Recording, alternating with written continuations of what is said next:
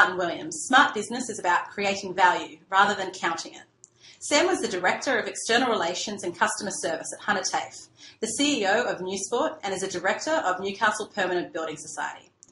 As a professional company director and having worked as an executive change agent for more than a decade, Sam says that good business leaders create value by enabling people. Welcome, Sam. Hello. So I guess we'll start off by asking, what do you believe makes a good leader? Look, I think a good leader very much creates value rather than counts value. And by that I mean they create value for the team that they are leading. They influence, they motivate, they enable the people and the talent that they have to be realised, rather than not adding value to that environment and counting what it is that the team does. So it's a really transformational type of role a leader plays. It's quite transactional, a role that a manager plays. So very much a creating value role.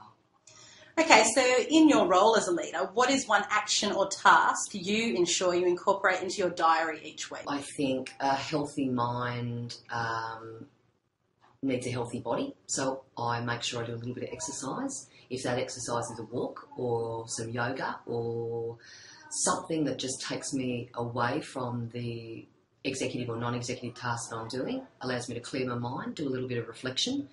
And I really do think a healthy body is a healthy mind. It's a good role model for the team as well, to say, look, put the tools down, let's create a little bit of space, look after your body, refresh the mind, have some time for reflection, and I think then you'll add value. So really looking at that work-life balance that people talk about all the time is actually living it. Well, absolutely, and putting some time aside very deliberately and in a disciplined way to give yourself a half an hour or give yourself 20 minutes. It doesn't have to be something that is an onerous task. It might be something that just needs to be in your diary and scheduled. It might be once a week, but it's consistent and it allows you some reflection time and some time to put into a healthy body, healthy mind environment. Okay, now looking closer to home, what do you believe makes business in the Hunter unique? The Hunter has a real broad range of competitive advantages, I think. It has a port, and it has an airport, and it has beautiful lifestyle opportunities. It has industries that are diverse, coal and wine and equine.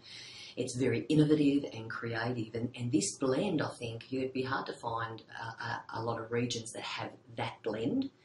So I really think it's leveraging that blend as a competitive advantage and taking the Hunter outside the Hunter. We all know about it. We sort of keep it a bit of a secret, I think, amongst ourselves, but promoting that as a competitive advantage around investment and innovation and infrastructure, there'd be very few regions that have that blend and have that variety in such a broad way. So I think that's what is unique about the Hunter. So is there any one business person, perhaps from the Hunter, that you find particularly inspiring? Wow.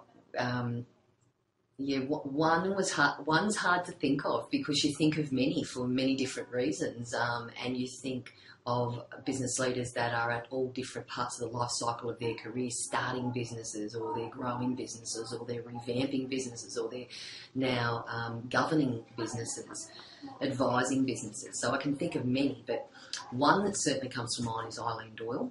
I think she is an astute company director. She is a mother and grandmother. She's intelligent and talented. She's an author and academic. But most of all, I think she's a straight talker. She promotes the Hunter outside the Hunter.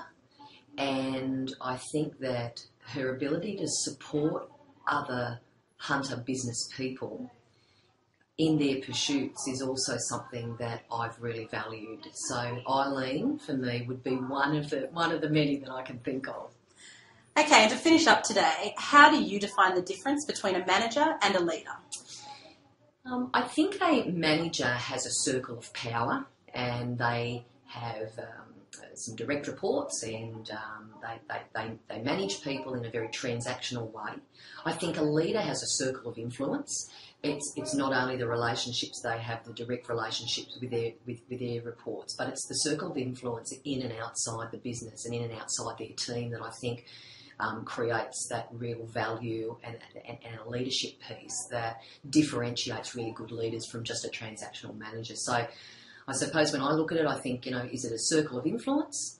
Well, that's a real leader. They are able to motivate and have a real macro view of what value they create for the team. Or is it really just a circle of power and it's a transactional arrangement? So I hope and I aspire to be someone that's in that leadership sphere with a circle of influence. Excellent. Thank you so much for your time today, Sam. Thank you. If you would like to get in touch with Sam, you can find her on LinkedIn.